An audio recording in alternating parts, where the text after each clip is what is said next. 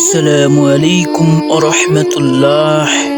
একজন পীর সাহেব ছিলেন যিনি অত্যন্ত পরহেজগার ও আল্লাহর প্রিয় বান্দা ছিলেন। তার দরবারে বহু মানুষ সাহায্য চাইতে আসতো এবং তিনি সর্বসময় তাদের সমস্যার সমাধান দিতেন। তার পরিচিত একটি বিশেষত্ব ছিল, তিনি কখনো কাউকে অসম্মান করতেন না, বরং সবাইকে দয়া ও সহানুভূতির সাথে দেখতেন এবং তাদের জন্য দোয়া করতেন। একদিন এক মূর্খ যুবক তার কাছে এসে বলল, হুজুর, আমি জীবনে অনেক গুনাহ করেছি, আমি জানি না কিভাবে তওবা করতে হবে। আমি মনে করি আল্লাহ আমাকে কখনো মাফ করবেন না।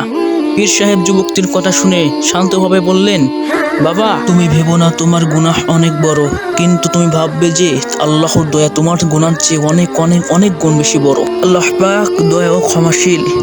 আল্লাহ তার বান্দাদের তওবা কবুল করেন যদি বান্দা আন্তরিক হয়। তিনি যুবকটির হাতে একটি পাত্র দেন এবং বলেন, তুমি আজকের দিনটি অতিবাহিত করো, আল্লাহর নাম স্মরণ করো এবং মনে মনে তোমার সব গুনাহের জন্য ক্ষমা চাও। যদি তুমি সত্যি তওবা করতে চাও তাহলে আল্লাহ তোমাকে ক্ষমা করবেন। পীর সাহেবের কথায় যুবকটি অনেক আশা পেয়েছিল। সে সত্যি আল্লাহর কাছে তওবা করতে শুরু করলো। দিন সে ফিরে এসে পীর সাহেবের কাছে বলল, হুজুর, আমি আল্লাহর কাছে তওবা করেছি, আল্লাহর কাছে ক্ষমা চেয়েছি, আমার হৃদয়ে শান্তি পেয়েছি, আমি সত্যি খুব শান্তি পেয়েছি। পীর সাহেব মুচকি হেসে বললেন, তোমার তওবা এখন কবুল হয়েছে, তবে তোমার কাজ এখন হলো সত্যের পথে চলা, আল্লাহর প্রতি বিশ্বাস দৃঢ় রাখা।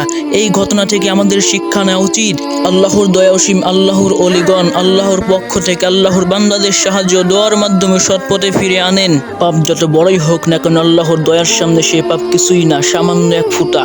তো আসসালামু আলাইকুম। আজকের ভিডিওটা এই পর্যন্ত। সকলে পাশে থাকবেন, ভালো থাকবেন এবং প্লিজ সাবস্ক্রাইব করবেন এবং শেয়ার করতে ভুলবেন না কিন্তু। বিদায়।